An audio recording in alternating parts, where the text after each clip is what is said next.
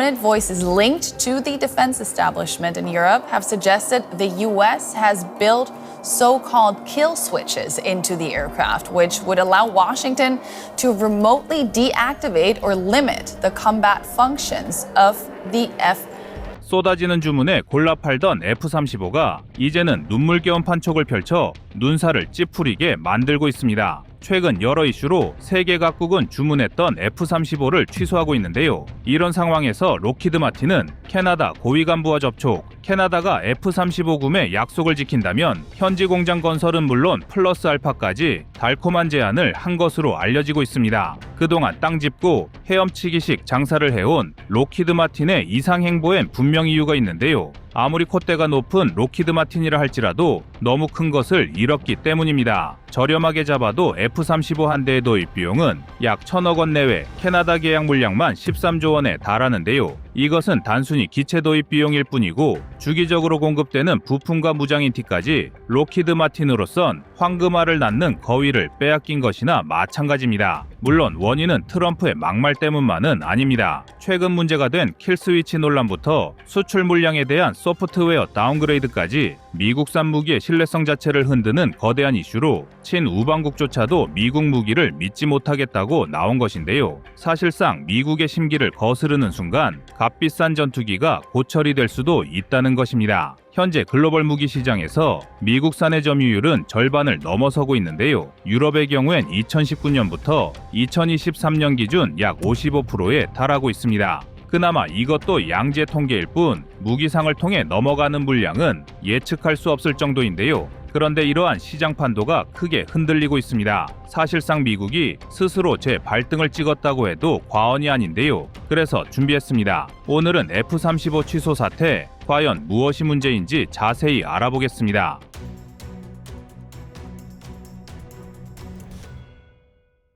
최근 언론에 공개된 2023년 캐나다 의회 보고서에 따르면 캐나다의 F-35 총 도입 비용은 무려 739억 달러, 한화 110조 원에 달합니다. 물론 이는 88대를 45년 동안 도입하고 운용하는 거기에 폐기 비용까지 모두 포함된 것인데요. 여기서 도입 비용 유닛 코스트는 198억 달러, 한화 30조 원 정도이고 나머지는 운영 유지 보수 비용으로 기체 획득 비용의 3배에 달합니다. 그런데 갑자기 캐나다가 심지어 계약금까지 건넨 프로젝트를 취소하고 대규모 위약금까지 내겠다고 나선 것인데요. 사실상 F-35의 제작사인 록히드 마틴으로선 50년 가까이 빨아먹을 수 있는 빨대가 사라진 것입니다. 캐나다뿐만이 아닙니다. F-35를 달라며 미국의 애걸복걸하던 포르투갈이 갑자기 태세를 전환 유럽산 전투기를 사겠다며 계약을 무기한 연기했습니다. 인도는 조금 다른 이유로 계약을 파기했는데요. 수출된 F-35에 전투기를 무력화할 수 있는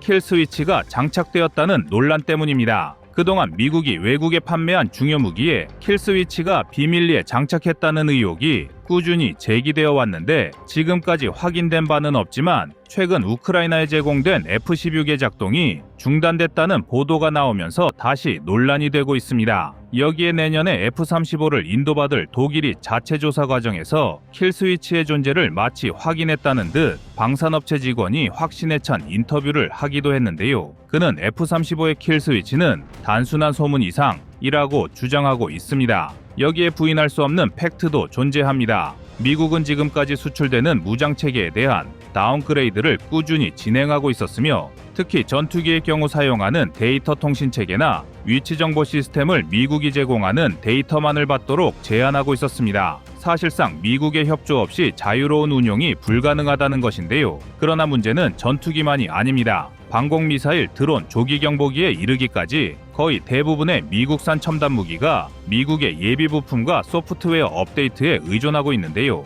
이에 영국 일간 파이낸셜 타임스는 오랫동안 미국의 혈맹이었던 영국조차도 미국에 의존했던 방위 산업을 후회하고 있으며 이제부터라도 미국산 무기에 대한 재평가가 이루어져야 한다고 주장했습니다. 만약 이러한 논란이 사실로 밝혀진다면 캐나다와 포르투갈, 독일뿐만이 아니라 기존의 F-35, F-16을 도입했던 수많은 미국의 우방위 등을 돌리는 결과로 이어질 것이고 위약금은 캐나다가 아닌 미국이 토해내야 할 판입니다. 금전적인 문제뿐만이 아닙니다. 킬스위치, 스캔들은 미국이 연관된 수많은 무기 개발 프로젝트의 존립 자체를 흔들고 있습니다. 캐나다와 미국의 관계는 단순히 이웃 국가의 개념을 넘어선 것으로, 심지어 캐나다는 총 개발비 약 4,120억 달러, 한화 600조 원이 투입된 정말 터무니없는 전투기 F-35 개발에도 깊숙이 개입된 국가입니다. 그리고 이러한 캐나다의 태도 변화에 미국 역시 큰 충격을 받은 모습인데요. 미국 보수의 근간인 공화당 의원들은 더 이상 캐나다를 자극하지 말라며 트럼프에 경고하기도 했습니다. 그러나 한편으로 이러한 논란을 기다려왔다는 듯 즐기는 국가도 있으니 대표적으로 중국입니다. 그동안 F-35가 누려왔던 독점적 지위를 자국의 스텔스기 젠-35가 그대로 이어받으리라는 추측 때문인데요. 그러나 처음부터 이러한 계산은 시작부터 잘못됐습니다. 사실 외형만 보면 중국산 젠-35는 미국의 F-35와 쉽게 구분되지 않을 정도로 닮아 있습니다. 실제로도 미군의 F-35를 겨냥해 개발됐으며 사양마저도 상당 부분 베낀 것으로 보이는데요. 젠-35A는 개발 단계에서부터 미군의 F-35와 F-22의 설계 특징을 모방한 흔적이 다수 발견되고 있습니다. F-35는 중국이 가장 열등감을 느끼는 전투기인 동시에 경쟁 모델로 보고 있습니다. 이는 젠-35의 외형에서도 드러나는데요. 전문가도 헷갈릴 만큼 빼다 박은 젠-35는 외형부터 레이더 배치, 심지어 전투기 내부의 배치와 계기판, HUD까지 F-35를 고스란히 닮아 있습니다. 그러나 외형을 카피했더라도 아직 속까지 따라 만들진 못한 것 같습니다. 가장 심각한 문제는 중국 항공굴기의 굴욕, 엔진이 또 중국의 발목을 잡고 있는데요. 젠-35 초기형에는 러시아 미그-29의 RD-33 엔진을 모체로 한 RD-93의 카피품인 WS-13이 탑재했다가 출력을 높인 WS-19를 부착하더니 현재는 일시적으로 WS-13이 엔진에 안착한 것으로 보입니다. 설명하기에도 복잡한 라인업이라 할 수가 있는데요. 중국이 젠-35A에 장착한 WS-13E 엔진은 아직 신뢰성이 충분히 입증되지 않은 상태로 출력과 성능이 불안정하다는 평이 많습니다. 즉, F-35의 F-135 엔진과는 하늘과 땅 차이고 한국의 KF-21 엔진에도 비빌 수 없는 수준으로 평가받고 있습니다. 따라서 F-35의 대체제로 가장 적합한 기체는 서방제의 유로파이터 타이푼이나 라팔, 사브 그리펜 등이 꼽히고 있는데요. 여기에 현재 양산 중인 대한민국의 KF-21도 가장 주목받는 존재가 되고 있습니다. 이미 미국 언론은 KF-21이 블록 2 단계에 들어선다면 F-35를 완벽히 대체할 수 있을 것으로 분석하고 있는데요. 성능적으로 F-35가 세계 최강의 5세대 전투기라는 점을 고려할 때 KF-21과 F-35의 비교 자체가 놀라울 따름입니다. 어쨌든 전투기 후발주자 한국이 세계 최강의 미국과 어깨를 나란히 하고 있다는 점에서 긍정적이지만 냉정히 말해 한국이 잘해서라기보다는 미국의 자책성 결과라는 분석이 더 맞습니다. 미국 우선주의에 기반한 트럼프식 막말과 다운그레이드 킬 스위치 논란까지 오히려 미국이 자초했으며 이를 키웠다는 느낌을 지울 수 없습니다. 그러나 국내 일각에서는 F-35가 찬밥 취급을 받는 이때가 좋은 조건으로 F-35를 도입할 절호의 기회라는 주장이 나오고 있습니다. 다운그레이드나 킬 스위치 논란 자체가 뜬 소문이며 이러한 루머에 이리저리 휘둘리는 것 자체가 한심하다는 것이 이들 주장의 주된 요지인데요. 사실상 이 논란이 확대, 재생산된 이유가 우크라이나에 공여된 F-16 전자포들을 건드렸기 때문인 점을 감안하면 안 팔릴 때 조금이라도 싸게 더 많이 도입하자는 것입니다. 그리고 사실 현행 전투기 중에서 F-35를 능가하는 스텔스기는 없습니다. 5천만 원에 달하는 시간당 유지 비용도 F-35의 파괴력을 참작하면 충분히 감내할 만한 수준이고, 무엇보다 F-35의 진짜 가치는 지상 타격에서 드러나는데요. 강한 엔진에서 나오는 최대 이륙 중량, 지상 화력 지원 능력은 오히려 F-22보다 우수하다고 평가받고 있습니다. 그리고 바로 이것이 대한민국이 주력기로서 F-35A를 적극적으로 도입한 이유입니다. 사실상 적의 탄도탄 등 대량살 상무기 공격 징후를 미리 포착하고 선제적 타격 임무에 F-35만 한 기체가 없기 때문인데요. 그러나 현재 최소 유럽에서만큼은 탈미국 반 F-35 움직임이 가시화되는 것이 사실입니다. 전술했지만 스톡홀름 국제평화연구소 보고서에 따르면 2019년에서 2023년 유럽 국가의 무기 수입 중 약 55%가 미국으로부터 공급됐으며 이는 2014년에서 2018년보다 35% 증가한 수치입니다. 때문에 사실상 우크라이나 전쟁으로 미국만 이득을 보고 있다는 것이 현재 유럽의 시각입니다. 대한민국 역시 티를 내지는 못하지만 F-35의 몰락에 따른 반사이익을 기대하는 것도 사실인데요. 미국 무기의 불신으로 인한 새로운 대안 찾기에서 한국산 전투기가 가장 강력한 후보로 떠오르고 있기 때문입니다. 미국의 시대가 저무는 가운데 글로벌 전투기 시장의 지각 변동에서 FA-50과 KF-21 보람에는 더 이상 틈새가 아닌 메이저 시장 그 중심에 가까이 다가서고 있습니다.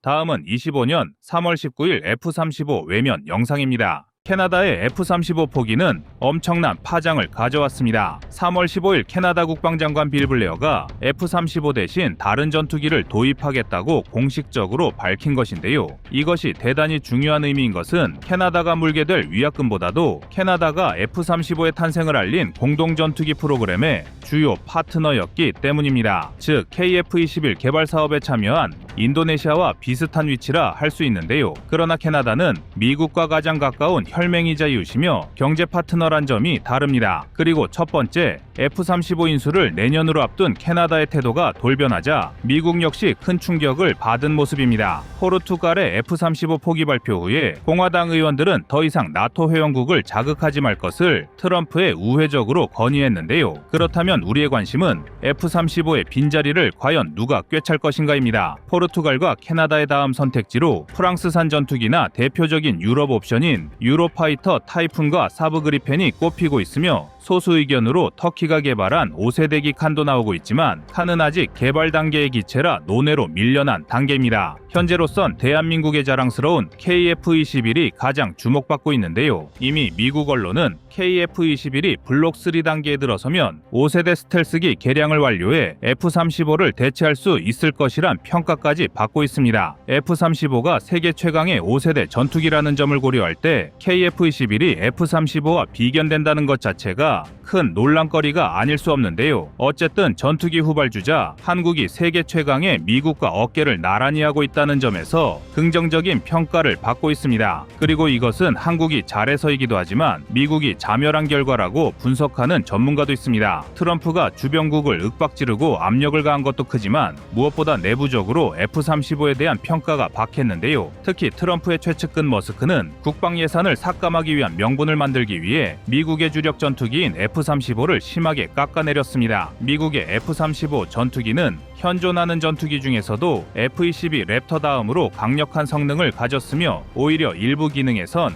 F-22보다도 앞서 있습니다. 그러나 일론 머스크는 이러한 유인 전투기를 바보 같은 짓으로 취급하며 드론을 비롯한 무인기로 모두 대체할 수 있다는 주장을 편 적이 있습니다. 물론 아주 틀린 말이라고는 할 수 없지만 전기차가 미래의 대세라고 해서 현재 엔진식 이동 수단을 모두 깎아내릴 필요는 없으며 여전히 그 나름의 수요는 있기 마련입니다. 때문에 우리로선 F-35 논란이 대한민국 안보에 미치는 영향을 따져보지 않을 수 없는데요. 지금 당장 F-35는 대한민국 항공전력의 큰 축을 차지하고 있으며 머지않은 미래엔 F-35가 KF-21의 경쟁자가 될 것이기 때문입니다. 그러나 지금 시점을 기준으로 가격부터 운용성, 유지보수 측면, 신뢰도, 전투력 등 종합적인 측면을 고려했을 때 현세대 전투기 중에서 F-35를 능가하는 스텔스기는 없습니다. 비록 비행시간당 유지 비용이 5천만 원에 육박하지만 이마저도 F-35의 파괴력을 감안하면 충분히 감내할 만한 수준이고 F-35는 불과 얼마 전까지 세계 각국에서 서로 앞다퉈 달리던 전투기입니다. 그만큼 압도적인 기체이고 특히 F-35의 진짜 가치는 지상 타격에서 드러나는데요. 강한 엔진을 탑재한 만큼 최대 이륙 중량만 31,800에 육박하기 때문에 지상 화력 지원 능력은 오히려 F-22보다 우수하다고 평가받고 있습니다. 했습니다. 그리고 바로 이것이 대한민국이 주력기로서 F-35A를 적극적으로 도입한 이유입니다. 대한민국이 계획한 3축 체계 중 가장 선제 대응인 타격 순환 체계, 일명 킬체인의 핵심 축으로서 F-35A를 활용하기 위함인데요. 적의 탄도탄 등 대량살 상무기 공격 징후를 미리 포착하고 선제적 타격으로 방어하는 체계로 F-35만한 기체가 없기 때문입니다. 즉, 북한이나 중국이 탄도미사일 발사 준비 단계에 돌입한다면 먼저 떠서 이를 공격하는 개념인데요. 여기서 F-35의 역할은 중국을 대놓고 노렸다고 해도 과언이 아닙니다. 도입이 완료된다면 총운용 대수 59대로 아시아에서 손꼽히는 F-35 보유국이 되는 것인데, 사실상 우리가 북한을 의식해 이런 전력을 갖췄다는 것은 말이 안 되고 사실상 중국 견제용일 수밖에 없습니다. 때문에 대한민국이 F-35A를 최초 도입하던 2011년 당시는 물론 추가 도입론이 진행 과정에서도 중국은 우리 정부를 직접 저격하는 등 화를 참지 못했습니다. 무엇보다 F-35는 중국이 그토록 카피하고 싶었던 라이벌이자 미국의 핵심 전력으로 실제로 중국이 F-35를 따라 만든 젠-35를 공개하기도 했습니다. 외형부터 레이더 배치, 파일럿에게 비행 정보를 표시하는 내부 HUD까지 F-35를 닮은 젠-35의 모습은 서방에 큰 충격이 되었는데요. 그러나 충격이 웃음이 되고 중국에 대한 비판과 조롱이 되기까지 오랜 시간이 필요하지 않았습니다. 겉모습을 따라했다고 속까지 갖게 만들 수는 없었는데요. 애초에 오리지널리티 개념이 없는 중국으로서는 자본과 돈이 해결해 줄 거라 믿었겠지만 여전히 핵심 장비에서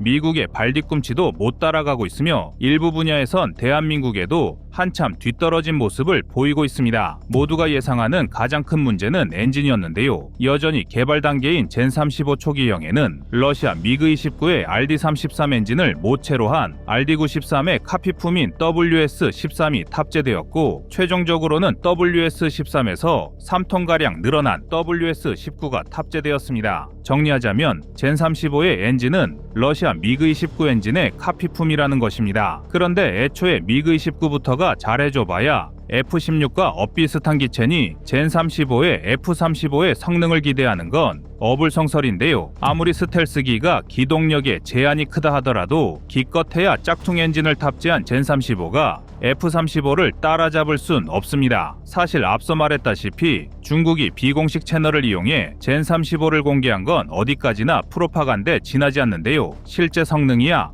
어떻고를 떠나 중국이 F-35급의 스텔스기를 개발했다는 걸 광고하는 겁니다. 심지어 저열한 수준의 복제판이라는 악평을 들어도 이런 논란을 만들었다는 것 자체가 중국에는 이득인데요. 그 이유는 아주 간단합니다. 그만큼 F-35가 우수하기 때문입니다. 한마디로 F-35는 스텔스 성능에서 독보적인 존재감을 드러내는 기체로 4.5세대 전투기가 아니라면 격추하는 것이 불가능할 정도입니다. 실제로 F-35는 F-15와의 모의 공중전에서 8대0으로 압승을 거뒀는데 이는 전투기의 숫자의 기대는 양적 경쟁이 F-35 앞에서 무의미해지는 것을 의미했습니다. F-35의 단점이래봐야 높은 유지 비용과 시계 내 교전을 들 수가 있는데 이 역시도 상대적인 것으로 일반적인 5세대기 이하 전투기와의 비교에선 여전히 세계 최강입니다. 그리고 대한민국이 추가 확보한 F-35A 20대 역시 현재 미 공군에서 운영하고 있는 F-35A와